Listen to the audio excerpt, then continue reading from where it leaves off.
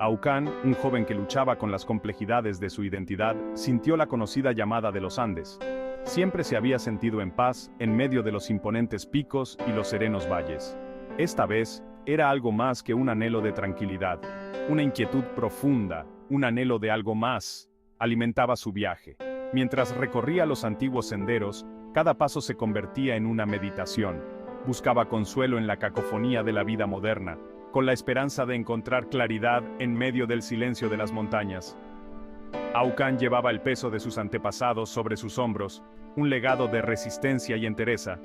Su abuelo, un venerado anciano mapuche, le había inculcado un profundo respeto por su herencia cultural. A menudo le contaba historias de las luchas de sus ancestros contra la colonización, su espíritu inquebrantable resonando a través de generaciones. La creencia mapuche en la interconexión de todas las cosas, el delicado equilibrio entre la humanidad y la naturaleza, resonaba profundamente en Aucán. Chile, en plena modernización acelerada, presentaba una paradoja para Aucán. El progreso económico parecía estar reñido con la preservación de los valores tradicionales.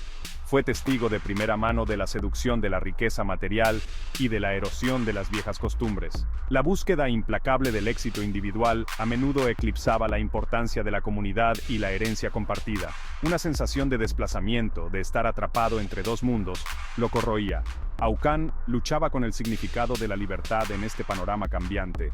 ¿Se trataba de abrazar las libertades individuales, incluso a expensas de la identidad colectiva? ¿O se trataba de honrar sus raíces ancestrales mientras navegaba por las complejidades del mundo moderno? Las preguntas persistían, sus respuestas eran escurridizas, como volutas de humo que se desvanecían en el aire enrarecido de la montaña.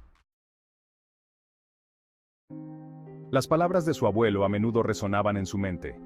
La verdadera libertad no reside en liberarnos de nuestro pasado, sino en comprenderlo, en extraer fuerza de él. Estas palabras, impregnadas de la sabiduría de generaciones, sirvieron de guía a Aucán. Le recordaron que sus ancestros habían enfrentado sus propias batallas por la autonomía, por el derecho a preservar su forma de vida. Sus luchas no eran simples notas históricas, sino testimonios vivientes del espíritu humano imperecedero. Aucán se dio cuenta de que la lucha por la libertad no era una progresión lineal, sino un viaje cíclico. Cada generación se enfrentaba a sus propios retos, a sus propias pruebas de resistencia. La clave, reflexionó, residía en aprender del pasado, honrar los sacrificios de quienes nos precedieron y llevar su espíritu hacia el futuro. Reflexionó sobre las diferentes interpretaciones de la libertad a lo largo de la historia. Los antiguos griegos, con su énfasis en la razón y el autogobierno, ofrecían una perspectiva. Las enseñanzas de Buda, centradas en la liberación del sufrimiento a través de la iluminación, proporcionaban otra. Aucán reconoció que el concepto de libertad era tan polifacético como la propia experiencia humana. Contempló las palabras de filósofos y profetas, cada uno de los cuales ofrecía una lente diferente a través de la cual contemplar este complejo ideal. Pero era la sabiduría arraigada en su propia herencia, transmitida a través de generaciones de narraciones y rituales, la que más profundamente resonaba en él. Se dio cuenta de que la verdadera libertad no era un estado estático, sino un proceso constante de autodescubrimiento y crecimiento. Sección 5. Un encuentro fortuito. A medida que se adentraba en las montañas, se encontró con una figura solitaria que cuidaba una pequeña parcela de tierra. El hombre, curtido y sabio, se presentó como Pacha, un nombre que evocaba reverencia por la tierra. Aucán, atraído por su amable comportamiento y su mirada perspicaz, se sintió obligado a compartir su agitación interior. Pacha escuchó atentamente, su silencio más reconfortante que las palabras. Cuando Aucán terminó de hablar, Pacha sonrió con complicidad. Las montañas, dijo en voz baja, tienen una forma de amplificar los susurros de nuestras almas. Habló de la importancia de escuchar los susurros, de buscar la guía de los espíritus que residían en el mundo natural. Sección 6. El lenguaje del corazón. Debemos aprender a escuchar con el corazón, continuó Pacha, porque los dioses hablan en un lenguaje que no se puede oír solo con los oídos. Explicó que el mundo natural no era un mero telón de fondo de la existencia humana, sino una entidad viva, que latía con energía y sabiduría. Para comprender realmente la libertad, había que conectar con esta sabiduría ancestral, sintonizar con los ritmos de la tierra. Intrigado, Aucán pasó los días siguientes aprendiendo de Pacha. Aprendió sobre la reverencia mapuche por las montañas, los ríos, los animales. Aprendió sobre el delicado equilibrio que mantenía unido su mundo, un equilibrio a menudo roto por la codicia y la ambición humanas. Empezó a ver el mundo con nuevos ojos, reconociendo la interconexión de todas las cosas. Sección 7. Un tapiz de perspectivas. Continuando su viaje, Aucán se encontró con una familia enclavada en un remoto valle. Compartió comidas con ellos, escuchó sus historias y aprendió sobre sus luchas diarias. El padre, un pastor, hablaba de la libertad en términos de proveer a su familia. La madre, una tejedora, encontraba la libertad en la expresión de su creatividad. Sus hijos, llenos de exuberancia juvenil, veían la libertad en las posibilidades ilimitadas del mundo que les rodeaba. Cada encuentro, cada historia compartida, añadía un nuevo hilo al tapiz de la comprensión de Aucán. Se dio cuenta de que la libertad no era un concepto monolítico, sino una experiencia polifacética, moldeada por las circunstancias individuales, los valores culturales y las aspiraciones personales. Empezó a ver el mundo en tonos grises en lugar de blanco y negro, abrazando la complejidad de la experiencia humana. Sección 8. Los ritmos de la naturaleza.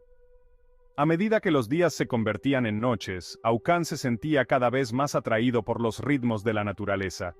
Se despertaba con el sol, con los sentidos agudizados por el aire fresco de la montaña. Caminaba durante horas, sus pensamientos fluían libremente mientras atravesaba el terreno escarpado. El silencio, antes desconcertante, ahora lo abrazaba, ofreciéndole un espacio para la introspección y la reflexión. Observó la resistencia del mundo natural, la forma en que las plantas prosperaban en condiciones aparentemente inhóspitas, la forma en que los animales se adaptaban a su entorno, la forma en que la propia tierra se curaba de las cicatrices del tiempo. Se dio cuenta de que la verdadera libertad provenía de la resistencia, de la capacidad de adaptación, de superar la adversidad, de emerger más fuerte de los desafíos. Sección 9. Tiempo de reflexión. Una noche, mientras estaba sentado junto a una fogata bajo un dosel de estrellas, una profunda sensación de paz lo invadió. Se dio cuenta de que su viaje por los Andes no consistía solo en encontrar respuestas, sino en hacer las preguntas correctas. Se trataba de desafiar sus suposiciones, ampliar sus perspectivas y abrazar lo desconocido. Pensó en las palabras de su abuelo, en la importancia de comprender el pasado. Pensó en las enseñanzas de Pacha, en escuchar los susurros del mundo natural. Pensó en las familias que había conocido, en sus diversas perspectivas sobre la libertad. Se dio cuenta de que el viaje en sí mismo era el destino.